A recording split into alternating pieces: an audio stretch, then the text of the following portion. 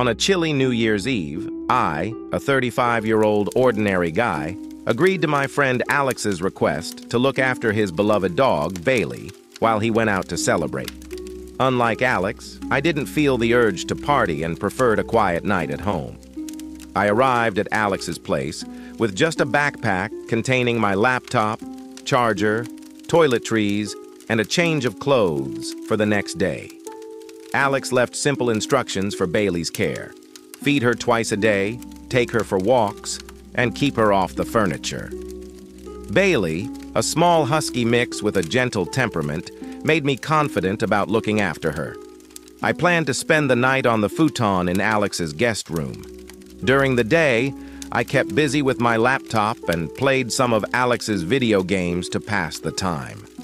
As evening fell, I invited my girlfriend, Trisha, to join me at Alex's house after her midnight shift, with Alex's approval.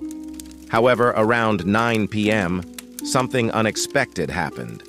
The doorbell rang, and standing outside was a woman in her 30s, wearing a hoodie and holding a jacket.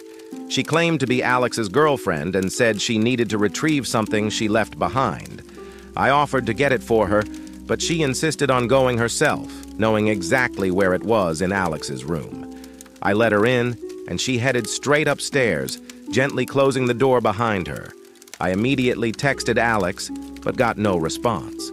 The woman stayed upstairs for a while before coming back down with her jacket and hurriedly leaving.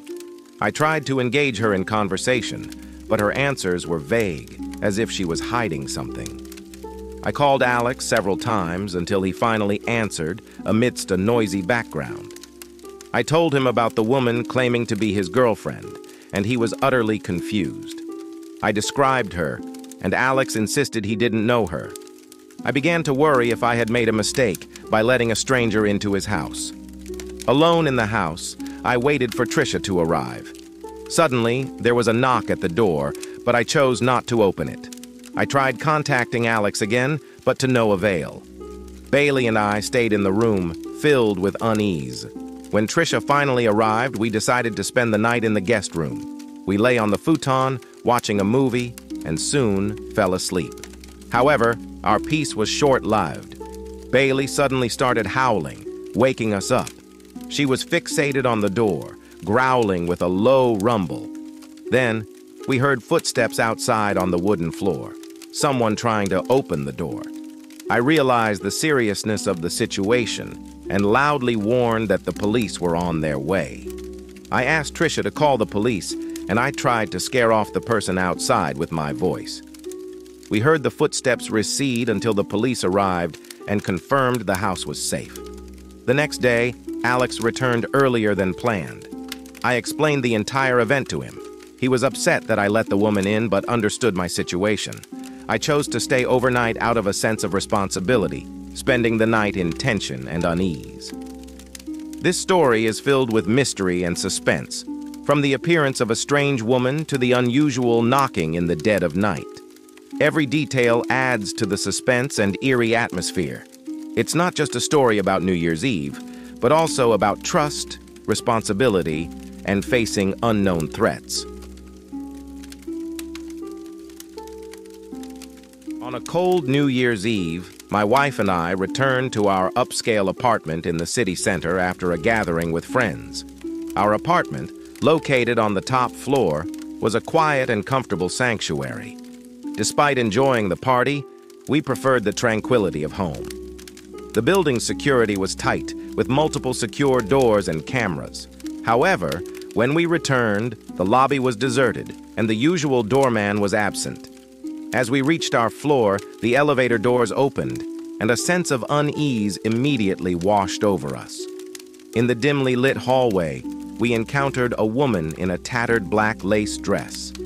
Her steps were slow and heavy, each accompanied by a dull creaking from the floorboards. Her disheveled hair obscured her face, revealing only her hollow, lifeless eyes that seemed to harbor endless secrets. She wandered the hallway, seemingly searching for a specific room. Each time she stopped at a door, her trembling hand would gently touch the door knob, as if sensing the life behind it. Her behavior filled Use with an indescribable fear, as if she was not looking for a place, but for a person. Suddenly she stopped, turned slowly, and stared directly at Use. Her eyes conveyed an unfathomable intent, making our hearts skip a beat. Her lips curled into a sinister smile, filled with ominous foreboding. Then she began to emit a low, piercing howl, mixed with unintelligible murmurs and hoarse laughter. Her body started to contort unnaturally, as if controlled by some invisible force. Her movements became more frantic and chaotic, like a beast struggling in an invisible cage. A chill rose from our feet, enveloping our entire bodies. Fear coursed through us like electricity, and we knew we had to escape. We turned and ran to the stairwell, hearing only the woman's screams echoing in the hallway, filled with despair and madness. This scene was etched deeply in our minds, becoming the most terrifying memory of that New Year's Eve. The next day, we reported the incident to the landlord. Surprisingly, the security footage captured no trace of the woman. This revelation sent chills down our spines, leading us to wonder if it was related to the supernatural. We recalled legends of a woman who mysteriously disappeared in the building years ago, whose spirit was said to still roam these hallways, seeking unfinished business. This story, filled with mystery and tension, from the eerie appearance of the woman to her unusual behavior in the hallway, and finally, the abnormality in the security footage, added layers of suspense and horror. It's not just a tale of New Year's Eve, but also one of unknown fear and supernatural phenomena. On the eve of New Year 2020, I was invited to a party at my friend Logan's house. The party was lively, a perfect way to bid farewell to a challenging year. As the night progressed, the party gradually calmed down, leaving only a few of us close friends. Late into the night, as the party's buzz faded, we began to hear a strange creaking sound. It wasn't like the hum of a fridge or any household appliance. The sound was intermittent, sometimes disappearing, then suddenly resurfacing, as if something was slowly moving across the old wooden floor. We tried to ignore it, but the sound seemed to get closer and clearer, compelling Us to investigate. Determined to find the source, Logan and I, armed with knives and filled with a mix of nervousness and fear, descended to the basement. The basement was dim and chilly with an unsettling atmosphere. Our footsteps echoed in the empty space, accelerating our heartbeats. There, we found a rocking chair, gently moving on its own, producing the eerie creaking sound. The realization that the chair was rocking without anyone in it filled us with extreme fear, as if some invisible force was controlling it. The chair's shadow, elongated in the dim light, seemed to harbor an unseen figure swaying within. We tried to rationalize the chair's self-movement, but nothing made sense. Just as we were about to head back upstairs, the lights in the basement suddenly went out, plunging us into darkness. All we could hear were our rapid breaths and heartbeats, along with the continuous creaking of the rocking chair. In the darkness, an indescribable fear enveloped the basement. The air felt heavier, making every breath a struggle. We sensed an invisible presence lurking in the shadows, as if eyes were watching Us from the dark. Without hesitation, we fled back upstairs. Later, Logan revealed that the rocking chair had belonged to his late grandmother and had been in the basement since her passing. This revelation led us to speculate about supernatural elements. Was it Logan's grandmother's spirit returning on New Year's Eve? This story is not just about a New Year's Eve party, but also an exploration of the unknown and supernatural phenomena. From the mysterious creaking sound to the climax of the self-moving rocking chair and the supernatural connection to Logan's grandmother, each detail added suspense and horror, making it a story both mysterious and tense. On a chilly New Year's Eve, my buddies Jim, Steve, and I set out for what we thought would be an unforgettable party. Excited yet anxious, we anticipated a night full of revelry. However, our excitement turned to unease when our cab pulled up in front of a desolate warehouse. a stark contrast to the lively party scene we had imagined. Hesitantly stepping inside, we found ourselves in a dim, narrow corridor leading to the main party area. But the atmosphere inside was far from welcoming. The partygoers' behavior was bizarre, with no women in sight, and everyone seemed to be whispering in their own little groups, as if waiting for something ominous. The unease grew, and we decided to leave. That's when a stranger quietly approached Jim and urgently whispered to leave before midnight, hinting at a dreadful event about to unfold.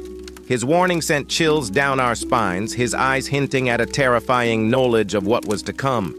Without questioning further, we rushed to escape.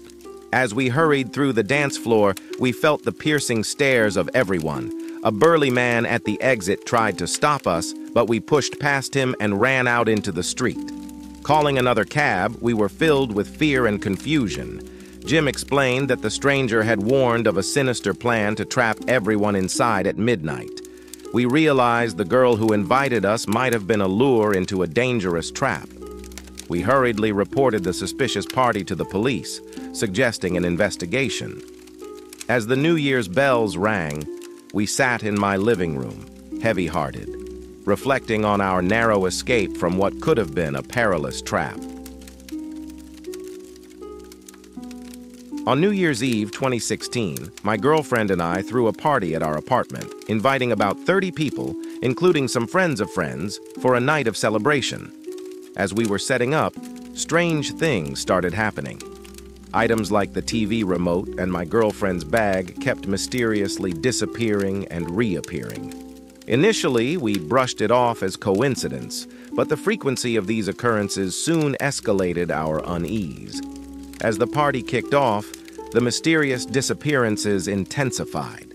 Valuables like my new shoes and my girlfriend's precious jewelry joined this bizarre game of hide-and-seek. Most unsettling was our bedroom window, which kept opening mysteriously, despite us being sure it was closed. The atmosphere turned even more bizarre with the appearance of a tall man in a black trench coat. His behavior was odd. He didn't interact with anyone, and just observed from the corners of the room. His actions, sometimes facing the wall or lost in thought, gave off an ominous vibe. As the night progressed, the tension around these mysterious events heightened. We began to suspect the man in the trench coat was linked to these strange occurrences. His presence felt like a bad omen, casting a shadow over the party's mood. After the party, we discovered my girlfriend's bag and my expensive watch were missing. In a panic, I checked the surveillance footage for clues. The footage revealed the man in the trench coat stealing our belongings and throwing them out of the bedroom window. But the most horrifying revelation came when we continued watching the footage. The man was seen hiding under our bed. Realizing this, my girlfriend and I were struck with terror and immediately fled the bedroom. We called the police from the kitchen, clutching large kitchen knives, waiting in fear. By the time the police arrived, the intruder had escaped through the once again open bedroom window. The police took the surveillance footage, but the mysterious intruder was never found. This incident turned our New Year's Eve into a night of horror, and to this day, we are still haunted by that night.